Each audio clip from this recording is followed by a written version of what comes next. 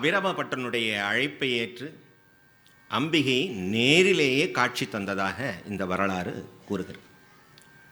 நேரில் அம்பிகை வருவாளா என்று நமக்கெல்லாம் ஒரு சந்தேகம் இருக்கும்.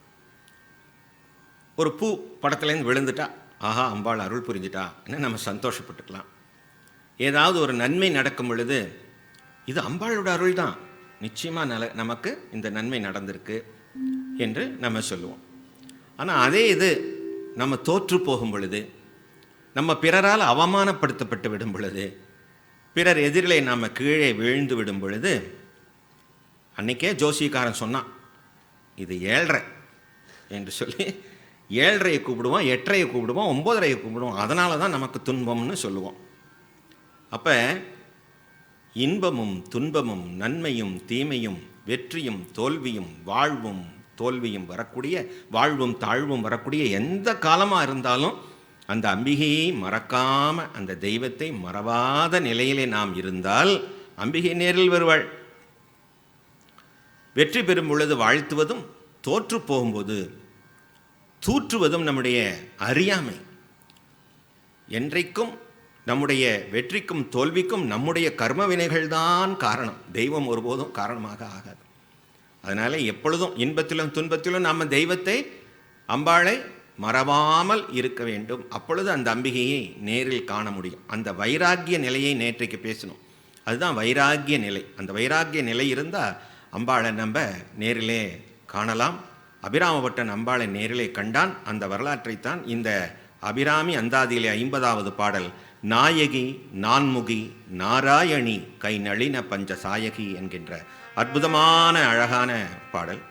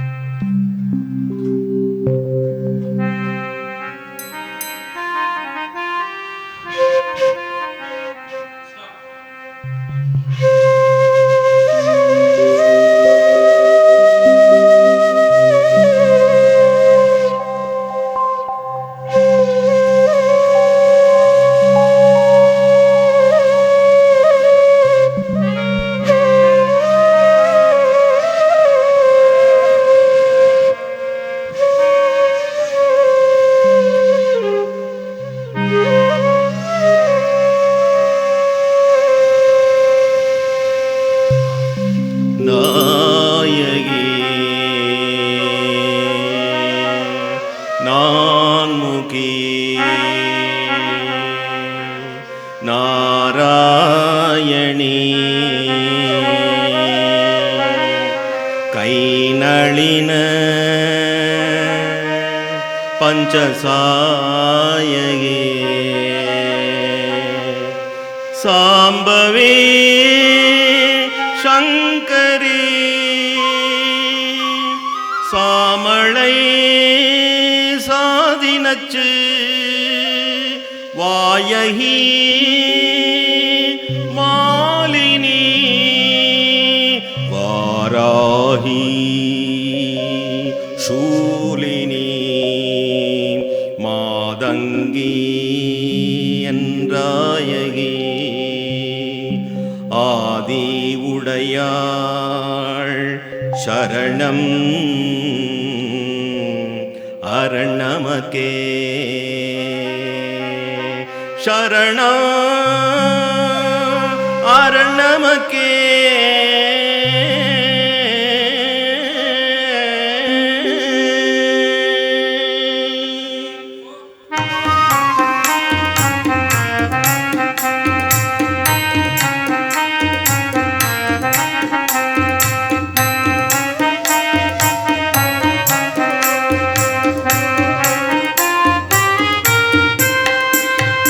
நாயகி நான்முகி நாராயணி கை நளின பஞ்சசாயகி சாம்பவி சங்கரி சாமளை சாதினச்சு வாயகி மாலினி வாராகி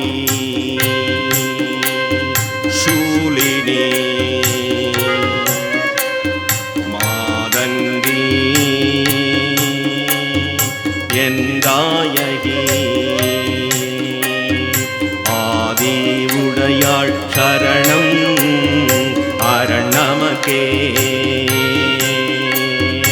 ஆதி உடையார் சரணம்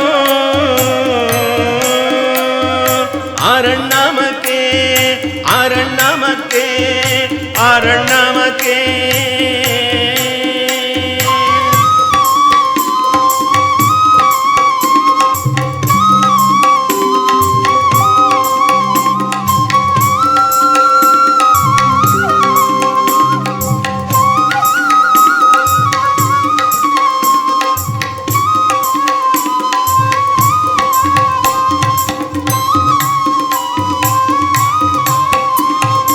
நாயகி நான்முகி நாராயணி கை நளின பஞ்சசாயகி சாம்பவி சங்கரி சாமளை சாதினச்சு வாயகி மாலினி சூலினி வாராகி மாலினி வாராகி சூலினி மாதங்கி எந்தாயகி ஆதி உடையார் சரணம் அரண் நமக்கே, அரண் நமக்கே.